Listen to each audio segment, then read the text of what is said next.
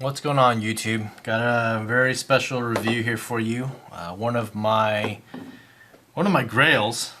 This is the Brian Fellhoelter FLG. I have no idea what FLG stands for or what FRH stands for, or all his different models. But yeah, this is the Brian Fellhoelter FLG full custom.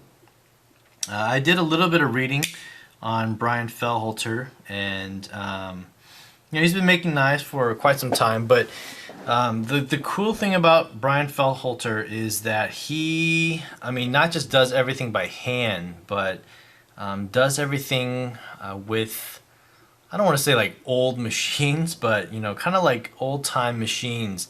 So you kind of get a feel of, it's very, very hands-on work. Everything from I'm not sure about the screws, but the pocket clip and the scales, the bolsters, the blade, the finish, everything is just done by these old, sanding machines, grinding machines. A lot of guys, a lot of new custom makers, have all these new high-tech machines and belt sanders and CNC machines and all kinds of things. But from what I'd been reading, Brian Fellhoelter just uses, these old school machines, which is just pretty, it's pretty cool to think, the craftsmanship that this custom maker is able to, come up with all these things. So, yeah, so anyway, the FLG is a 3.5-inch blade, not incredibly thick blade stock, probably 150 thou or 140 thou blade stock.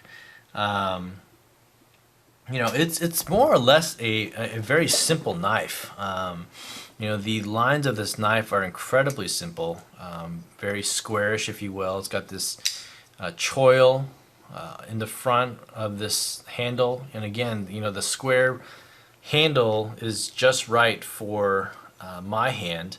Extremely comfortable in hand, almost kind of like Sebenza comfortable.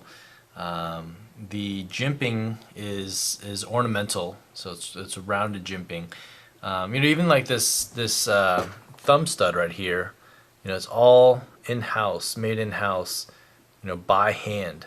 So that's pretty cool. It's a really small, tiny thumb stud, but very functional. Inside, I believe it's.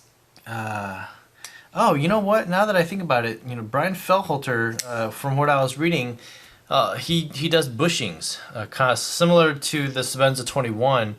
He has a bushing system inside his blade, and then phosphor bronze washers, in the pivot.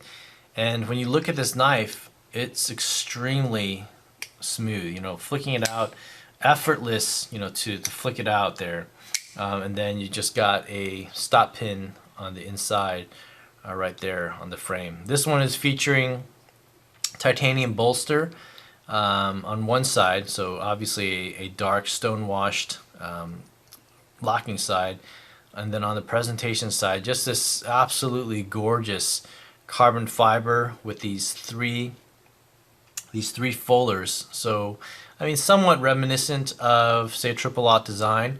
But so I don't know the whole licensing or anything like that, but yeah, try triple fullers, and then the fuller on the blade.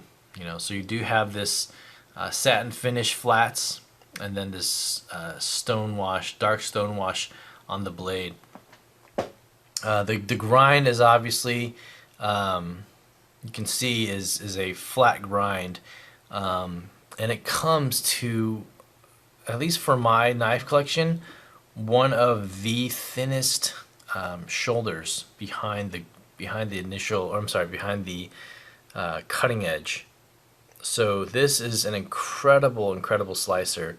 It's almost like, it feels like it's a zero grind. Sorry, my nails are gross here, but it feels like a zero grind, if you will. But you can definitely see that there is a cutting edge right there.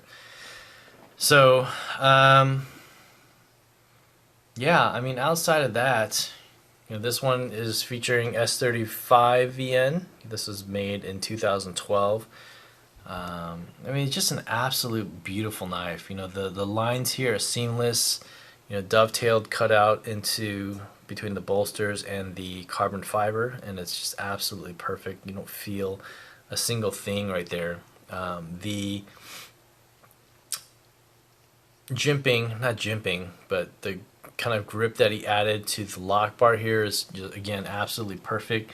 Just grips your knife incredibly comfortable. You just see how smooth that knife is, and it just pops right out. So way of comparison, size comparison, here you have it against two knives that I feel like are, in terms of custom knife makers, some of, for me, the absolute best fit and finish in knives that I have. So here's the Kirby Lambert Orion MGT. So again, his bolsters, and you don't feel anything between the titanium and the lightning strike carbon fiber here. Absolutely seamless, on this knife. Absolute gorgeous knife. And then the John W. Smith, you do feel the lines here, but that's intentional because these scales kind of give the handle a little bit more bulk and grip on here. But say between this pivot and the bolster here, I mean, it's super smooth, and it's all like blasted, media blasted to perfection. The grind on this blade is perfect. John W. Smith, I think, is probably one of the most underrated custom makers out there. Here's the Sebenza, obviously, and then you've got the Triple Lot Design Dauntless. So just to kind of, in way of comparing the triple fullers and the blade fuller to the Fellhoelter, just that's where you see some of the similarities. Obviously, Brian Fellhoelter, I think he's probably has a relationship, friendship with Patrick Ma at Triple Lot Design, and so maybe that's where the licensing comes from. Maybe, I don't know if that's where they got it from, but Brian Fellhoelter makes the Dauntless, makes a version of the Dauntless for Triple Lot Design every once in a while. So he's got a number of versions, whether they be mini Dauntlesses or whatnot. So all very highly sought after. So Fellhoelter, is probably one of the upper echelons of the custom knife world. Him, Lucas Burnley, Kirby Lambert. Obviously, when you get to some of the crazy makers like Michael Birch and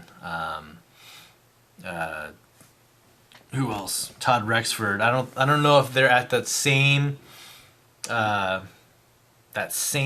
tier or echelon, but they're definitely up there. David Mosier.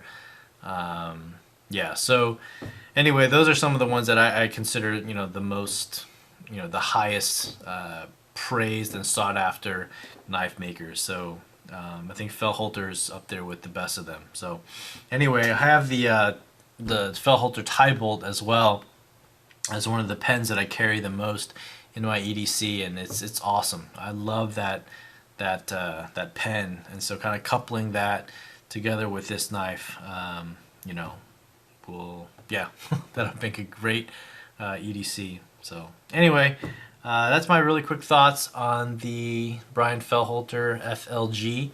If I have a chance to get other Fellhoelters, I definitely would. So this is an awesome grail knife for me. Alright guys, thanks for watching. Let me know what you guys think on the comments down below, and I'll see you guys on the next vid. Take care. Bye.